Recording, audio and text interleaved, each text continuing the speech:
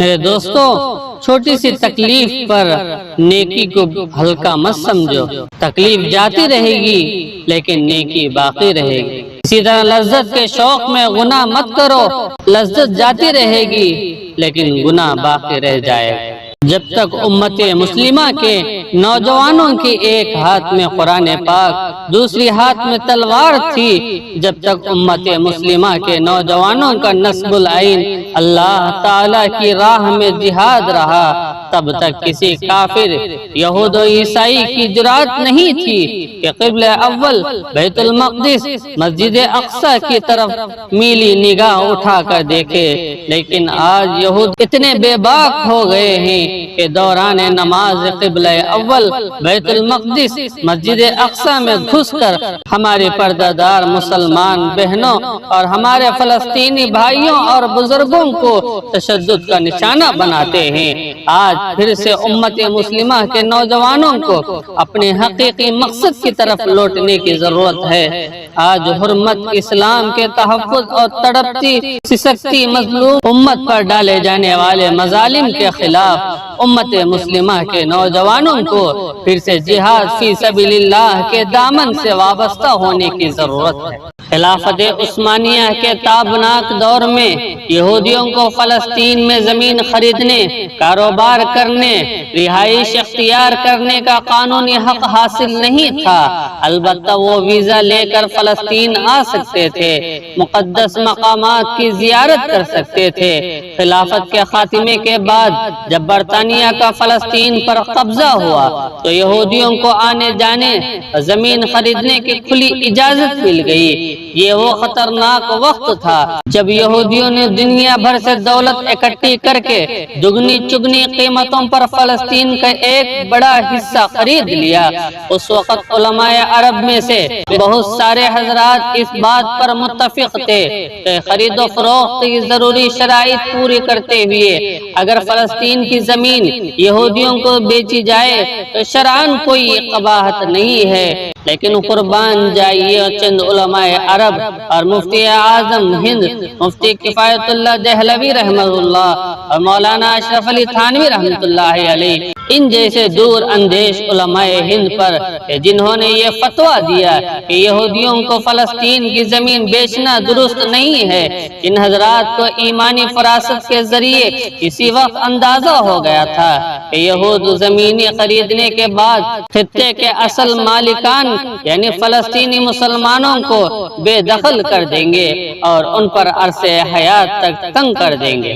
اس وقت بھی عالمی سطح پر مسلمانوں کے خلاف ظلم و زیادتی، اعدائے اسلام کی طرف سے ناحق قتل و خون کا بازار گرم کیا جا رہا ہے۔ خصوصاً فلسطین اور مشرقی وسطی کے حالات بہت نازک ہو گئے ہیں۔ اہل ایمان پر جب بھی عمومی ظلم و ستم، قتل غارت گری کا بازار گرم ہوتا ہے تو سنت نبوی یہ ہے کہ قنوت نازلہ کا اہتمام کیا جائے۔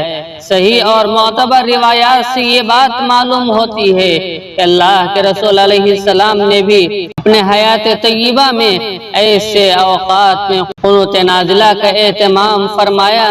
ایسے موقع پر اہل اسلام کی بھی ذمہ داری یہ ہے کہ قنوت نازلہ دعا استغفار کا اہتمام کرے۔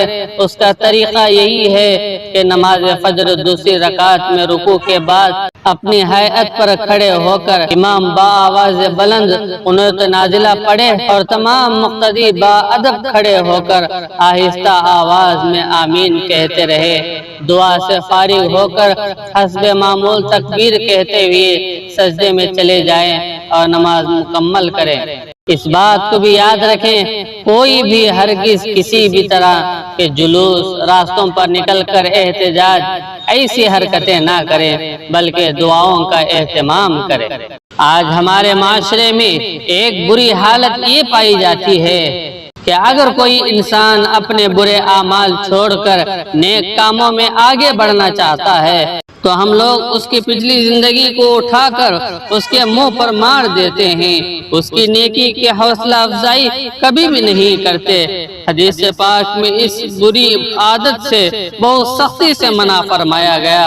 اللہ کے رسول علیہ السلام نے فرمایا من عیر اخاہ بذنب لم یمت حتی یعملہ، جو شخص اپنے مسلمان بھائی بہن کو کسی گناہ پر عار دلاتا ہے تو وہ عار دلانے والا مرنے سے پہلے خود بھی اس گناہ میں مبتلا ہو جاتا ہے۔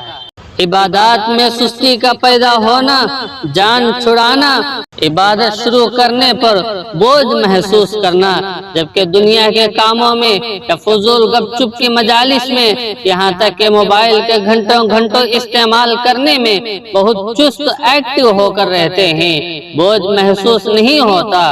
اور یہاں عبادات میں بوجھ محسوس ہونے کی وجہ یہی ہے کہ گناہوں کی کثرت کی وجہ سے اور اللہ تعالیٰ کی طرف رجوع نہ کرنے، سچی توبہ نہ کرنے سے ایک مسلمان عبادت سے محروم ہو جاتا ہے۔ یہی وجہ ہے کہ اللہ تعالیٰ نے گناہ ہو جانے پر اپنے بندوں کو فوراً توبہ کرنے کا حکم دیا ہے تاکہ مسلمان عبادت سے محروم نہ ہو۔ حلیۃ الاولیاء ایک کتاب ہے جس میں لکھا ہے امام سفیان ثوری رحمۃ اللہ علیہ نے کہ میں ایک گناہ کی وجہ سے 5 مہینے کے تہجد جیسی مبارک عبادت کی نعمت سے محروم رہا۔ ذرا سوچئے ٹھنڈے دل سے، آج ہمیں موسیقی سنتے ہیں، گانے سنتے ہیں، لیکن یہ میوزک دل میں منافقت اللہ تعالیٰ سے دوری کو پیدا کرتی ہے، شیطان کے دوست بنتے ہیں، روح کی غذا ہو سکتی ہے، البتہ رحمان یعنی اللہ تعالیٰ کے دوست روح کی غذا بالکل نہیں ہو سکتا۔ امام ابن قیم رحمہ اللہ اپنی کتاب الجواب الکافی میں فرماتے ہیں کہ اگر آپ کسی شخص کو دیکھیں کہ وہ قرآن سے زیادہ موسیقی گانوں میں دلچسپی لیتا ہے تو سمجھ لو کہ اس کا دل اللہ تعالیٰ کی محبت سے خالی ہو گیا ہے اور وہ ایک خطرناک گندے راستے پر جا رہا ہے۔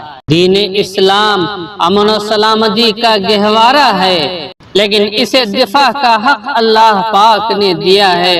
اگر کفر اسلام کو مٹانے پر تل جائے تو مسلمانوں کو اجازت ہے کہ پوری قوت کے ساتھ دفاع کرے۔ اس دفاع میں وہ حق پر ہیں تو اللہ کی نصرت ان کے ساتھ رہے گی۔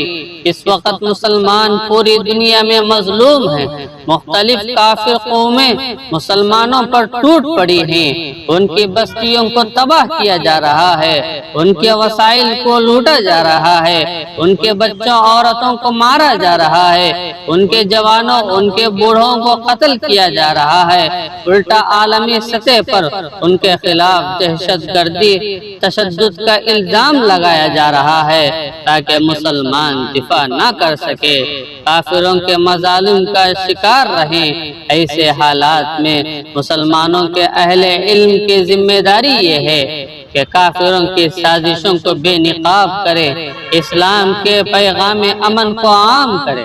حقیقت یہ ہے کہ کفر و فساد ہے، کافر قوموں نے ہمیشہ فساد برپا کرنے کی کوششیں کرتی ہیں۔ قرآن مجید یہود و نصارہ کے سرگرمیوں کے بارے میں تبصرہ کرتے ہوئے کہا وَأَلْقَيْنَا بَيْنَهُمُ الْعَدَاوَةَ وَالْبَغْضَاءَ إِلَى يَوْمِ الْقِيَامَةِ كُلَّمَا أَوْقَدُوا نَارًا لِلْحَرْبِ أَطْفَأَهَا اللَّهُ وَيَسْعَوْنَ فِي الْأَرْضِ فَسَادًا وَاللَّهُ لَا يُحِبُّ الْمُفْسِدِينَ۔ ہم نے ان کے اندر قیامت تک کے لیے عداوت بغض کو ڈال دیا، جب کبھی لڑائی کی آگ بھڑکانا چاہتے ہیں اللہ تعالیٰ اس کو فروغ کر دیتے ہیں اور یہ ملک میں فساد کرتے پھرتے ہیں۔ اللہ تعالیٰ فساد کرنے والوں کو محبوب نہیں رکھتے۔ مسلمانوں پر جس طرح عرصہ حیات تنگ کیا جا رہا ہے، اس کے نتیجے میں نا امیدی اور مایوسی کی ایک کیفیت پیدا ہوتی ہے۔ مسلمانوں کے بعض نوجوانوں نے کفر کے اجتماعی تشدد کے جواب میں محدود اور انفرادی تشدد کی کارروائیاں شروع کی ہیں۔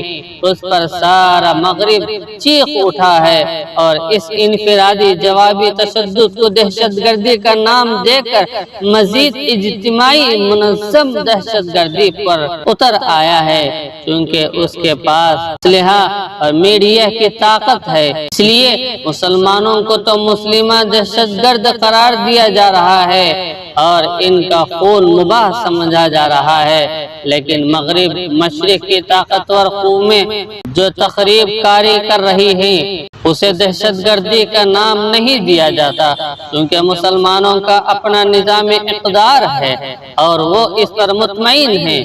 تو ان کو اس نظام کو چھوڑنے پر کیوں مجبور کیا جا رہا ہے؟ مسلمان مغرب سے صرف یہ چاہتا ہے کہ وہ ان کے معاملات میں مداخلت نہ کرے۔ اگر مسلمان اپنے دین کے مطابق زندگی گزارنا چاہتے ہیں تو مغرب کو اس سے کیا تکلیف؟ مشکل یہ ہے کہ مغرب پوری دنیا کو اپنا کلچر دینے پر اصرار کر رہا ہے۔ یہی وہ فساد ہے جسے قرآن نے خشکی اور تری کا فساد قرار دیا۔ ظہر الفساد فی البر والبحر بما کسبت ایدی الناس لیذیقہم بعض الذی عملوا لعلہم یرجعون۔ خشکی اور تری میں لوگوں کے اعمال کے سبب فساد پھیل گیا ہے تاکہ اللہ تعالیٰ ان کے بعض اعمال کا مزہ چکھائے۔ یہ چیز عجیب نہیں ہے بلکہ ان کو باز آنے کے لیے، ان سے بچنے کے لیے کہی جاتی ہے۔ اسلام اگر امن و سلامتی کا دین ہے تو کیا پرامن رہنے کا مطلب ظلم برداشت کرنا، دہشت گردی کے مقابلے میں جان سپرد کر دینا ہے؟ ہرگز نہیں ہے۔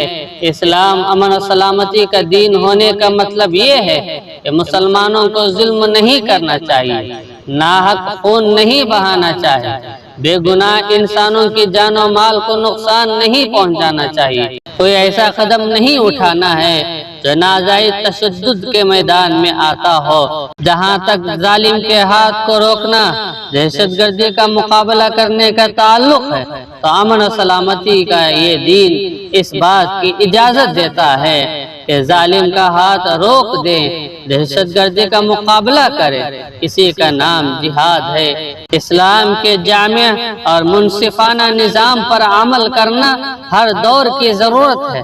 مسلمانوں کو چاہیے کہ وہ اسلام کے امن آتشی کی تعلیمات پر عمل کرے، قرآن کے پیغام کو دنیا میں عام کرنے کی کوشش کرے۔